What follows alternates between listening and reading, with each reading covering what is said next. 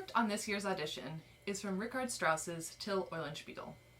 Like most Strauss excerpts, this is fast, loud, and showy.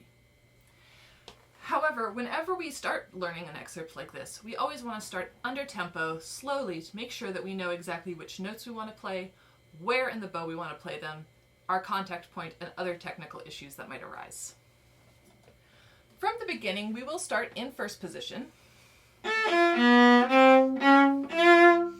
I'm making sure I have a very close contact point to the bridge so I can get a bold, brash sound, and that my left hand vibrato is very active to support the sound my bow is making.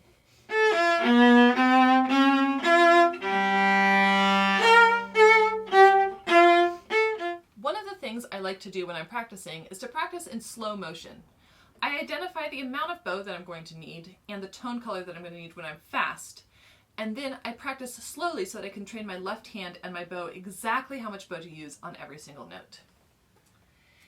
In tempo, our opening set of 16th notes is about this fast. As you can tell, we're using almost no bow for each note. Let's go ahead and try this in slow motion, seeing if I can really manage the amount of bow that I use on each note and match the fast tempo.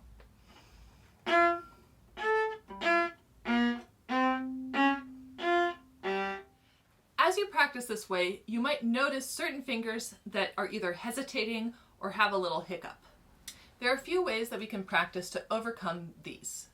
The most simple of these is to apply uneven rhythms to our fast notes. Simple, long, short, or short, long pattern.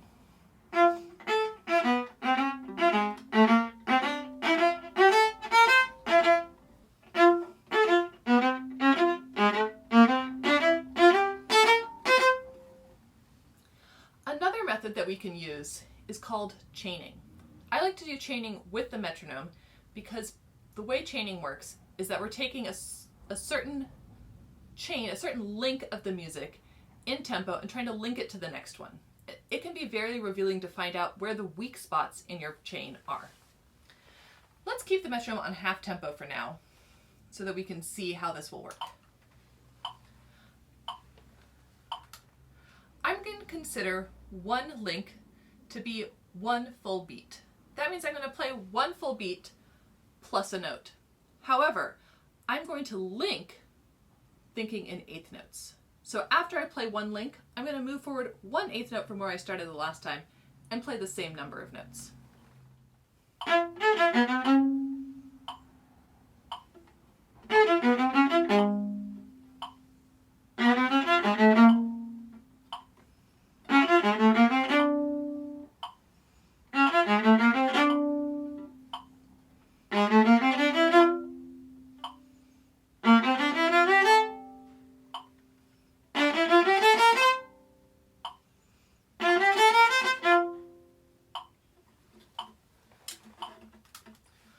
Once I feel confident in that link, I might try linking 2 beats together.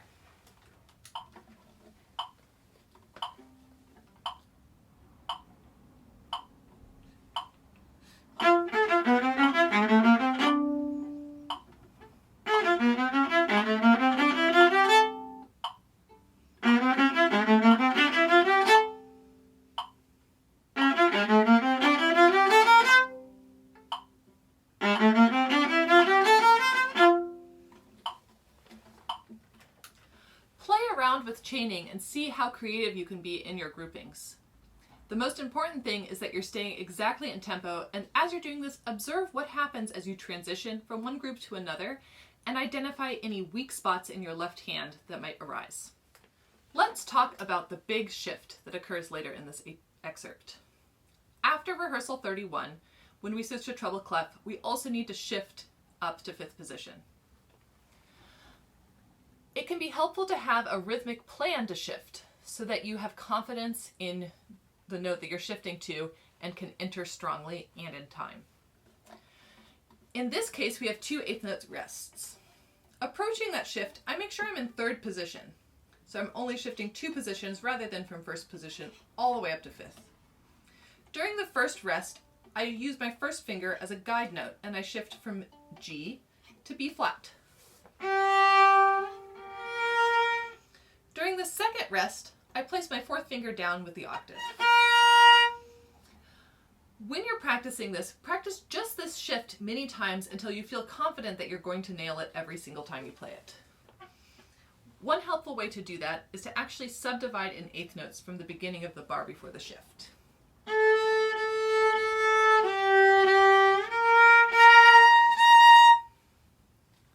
Once you feel comfortable doing the shift, go ahead and see if you can take the rests while your left hand does the motion without the bow.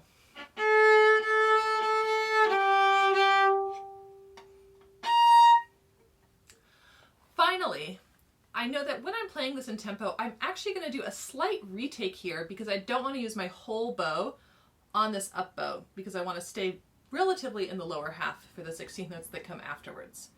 So I'm going to add one more rhythmic trick in and set my bow at the same time I set my fourth finger.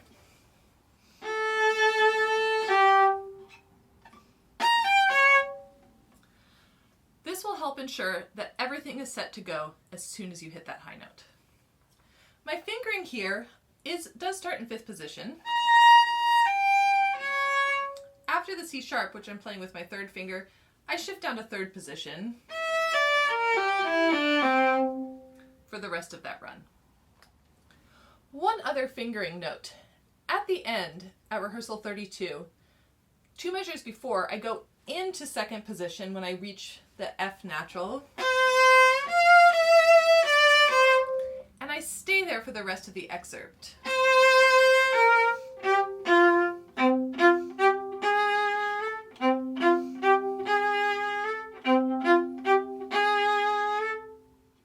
I hope that these tips help you prepare.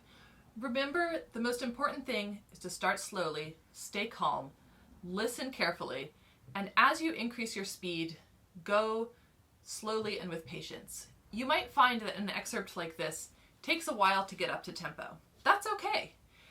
As you get up to tempo in one practice session, if you notice that things are starting to fall apart with your left hand, back it up a few clicks, try some of the chaining or different rhythms, and then leave it for the day. The next day you'll notice that you're probably able to go a little bit faster than you were the day before. Happy practicing and good luck on your audition.